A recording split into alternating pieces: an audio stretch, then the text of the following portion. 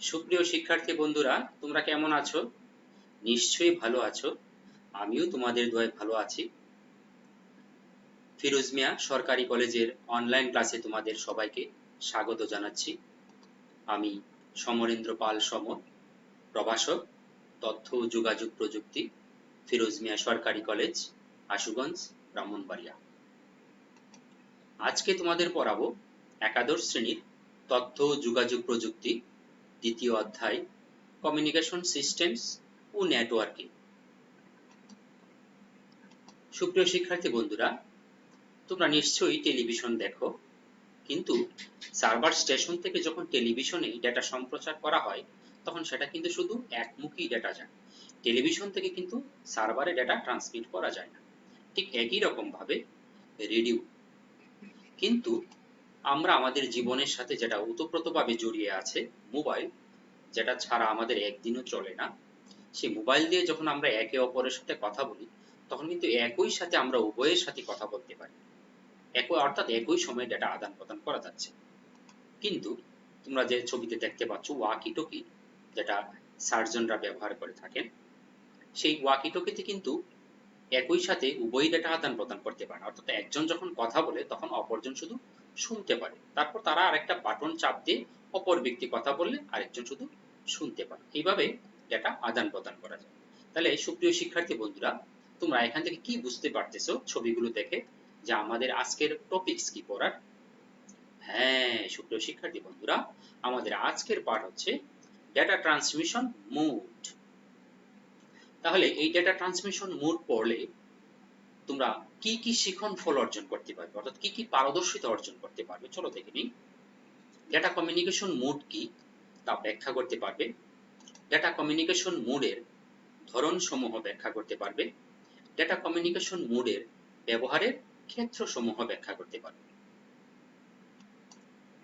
তাহলে চলো বন্ধুরা, আমরা এখন পাঠ উপস্থাপনায় চলে যাই। প্রথমে আমরা যে জিনিসটি জানবো সেটি হচ্ছে ডেটা কমিউনিকেশনের ধারণা। কম্পিউটার বা অন্য কোনো যন্ত্রের মাধ্যমে তথ্যকে এক স্থান থেকে অন্য স্থানে বা এক ডিভাইস থেকে অন্য ডিভাইসে স্থানান্তরের প্রক্রিয়াই হচ্ছে ডেটা কমিউনিকেশন। অর্থাৎ একটি উৎস বা প্রেরক ও একটি রিসিভার বা প্রাপকের মধ্যে ডেটার স্থানান্তরই ডেটা কমিউনিকেশন হিসাবে পরিচিত। যে ডিভাইস বা যন্ত্রটি ডেটা প্রেরণ করে তা উৎস বা প্রেরক নামে পরিচিত, এবং যেটি উৎস থেকে প্রেরিত ডেটা গ্রহণ করে তাকে রিসিভার বা প্রাপক বলে। তাহলে ডেটা কমিউনিকেশন ধারণা থেকে আমরা কি জানলাম? অর্থাৎ একটি ডিভাইস থেকে যখন আরেকটি ডিভাইসে ডেটা স্থানান্তর করা হয় তখনই আমরা সেটাকে বলবো ডেটা কমিউনিকেশন। ঠিক আছে সুপ্রিয় শিক্ষার্থী বন্ধুরা? হ্যাঁ, তাহলে এবার আসো আমরা জানবো ডেটা কমিউনিকেশন মোড সম্পর্কে। ডেটা কমিউনিকেশন বা ডেটা ট্রান্সমিশন মোড বলতে ডেটা কোন দিক থেকে কোন দিকে আদান প্রদান করা হচ্ছে তাকে বোঝায়। অর্থাৎ উৎস থেকে গন্তব্যের দিকে ডেটা আদান প্রদান করাই হলো ডেটা ট্রান্সমিশন মোড বা ডেটা কমিউনিকেশন মোড। ডেটার আদান প্রদানের দিকের উপর ভিত্তি করে ডেটা ট্রান্সমিশন মোড হচ্ছে তিন ধরনের, যথা এক সিমপ্লেক্স, দুই হাফ ডুপ্লেক্স, তিন ফুল ডুপ্লেক্স। সুপ্রিয় শিক্ষার্থী বন্ধুরা, তোমরা এখানে একটা অ্যানিমেশন দেখতে পাচ্ছ, একটি প্রেরক স্টেশন এবং আরেকটি প্রাপক স্টেশন। প্রেরক থেকে প্রাপকের দিকে একটি এরো চিহ্ন দেওয়া আছে। এখন প্রেরক থেকে প্রাপকের দিকে ডেটা পাঠানো যাচ্ছে, কিন্তু প্রাপক থেকে প্রেরকের দিকে ডেটা পাঠানো যাচ্ছে না, অর্থাৎ এটা শুধু একমুখী ব্যবস্থা। তাহলে এখান থেকে আমরা কি ধারণা করতে পারি সেটা কোন ধরনের ডেটা ট্রান্সমিশন মোডের সাথে মিলে? তোমরা কি ধারণা করতে পারছো? হ্যাঁ সুপ্রিয় শিক্ষার্থী বন্ধুরা, সেটা হচ্ছে সিমপ্লেক্স মোড, যে মোডে শুধুমাত্র একজন ডেটা পাঠাতে পারবে এবং অপরজন শুধুমাত্র ডেটা রিসিভ বা গ্রহণ করতে পারবে, কিন্তু যে রিসিভ করবে সে ডেটা পাঠাতে পারবে না। তাহলে সিমপ্লেক্স মোডের বৈশিষ্ট্য কি? ডেটা শুধু একদিকেই প্রেরণ করা যায়। প্রেরক শুধু প্রাপকের কাছে ডেটা পাঠাতে পারে, কিন্তু প্রাপক প্রেরকের কাছে ডেটা পাঠাতে পারে না। প্রিয় শিক্ষার্থীবৃন্দ, তোমরা আরো একটি অ্যানিমেশন দেখতে পাচ্ছ, যে অ্যানিমেশনে প্রেরক কম্পিউটার এবং প্রাপক কম্পিউটার উভয়ের মধ্যে কিন্তু এরো চিহ্ন দেওয়া আছে, অর্থাৎ উভয়ই উভয়কে ডেটা আদান প্রদান করতে পারে, কিন্তু একই সময় নয়। এখন দেখা যাচ্ছে যে প্রেরক প্রাপক কম্পিউটারকে ডেটা পাঠাতে পারছে, কিন্তু প্রাপক প্রেরককে ডেটা পাঠাতে পারছে না।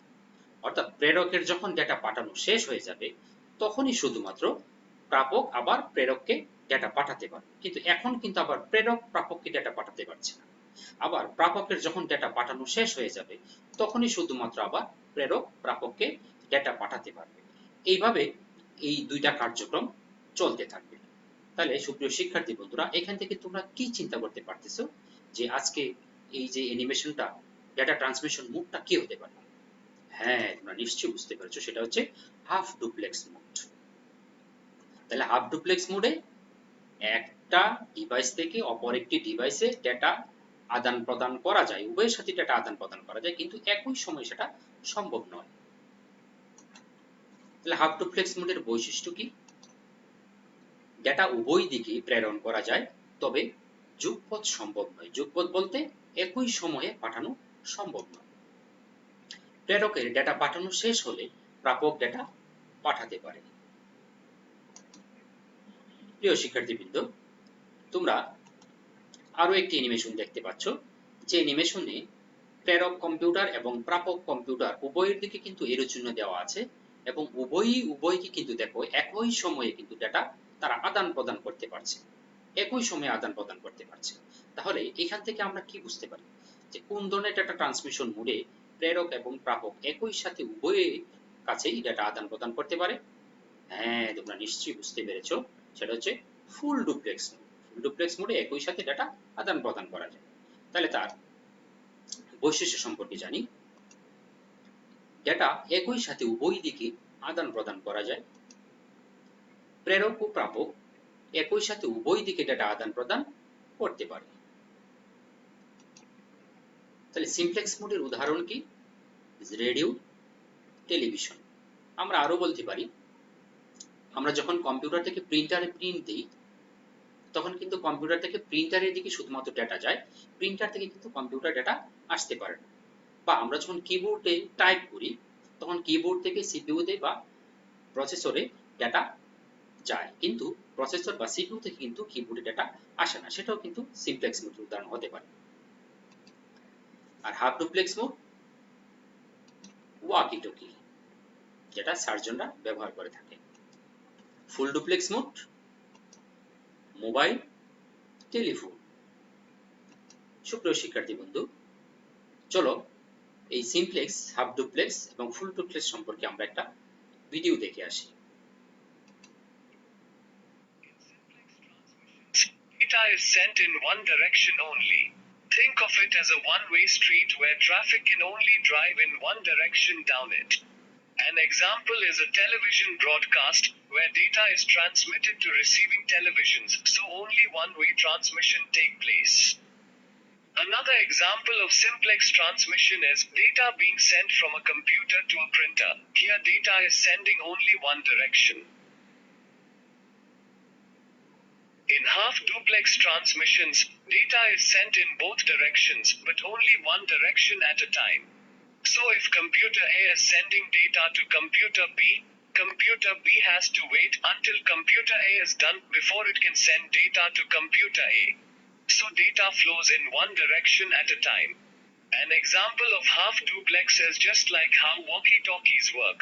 With walkie-talkies, a person has to press a button if they want to talk to transmit their voice to the other person. And while the button is pressed, information is only going in one direction, so they can't hear the other person while they're transmitting their voice. They would have to release the button in order to receive the other person's transmission. In full duplex transmissions, data is sent in both directions at the same time. An example is a telephone conversation where both people can speak to each other at the same time. Another example is broadband connection on a phone line. So, as a comparison between simplex, half duplex, and full duplex, you can use an analogy of cars on a highway. where you have cars that travel only in one-way direction, can be considered as simplex data transmission. Where you have cars that across an area, so when a half duplex, the cars would all have to share a single lane on the highway and that lane only allows traffic in one direction at a time. But in a full duplex, the cars don't have to wait because you can compare a full duplex as having a two-lane highway. Each lane is dedicated for a direction. The cars that are traveling in the opposite directions have their own dedicated lane as they travel to their destination.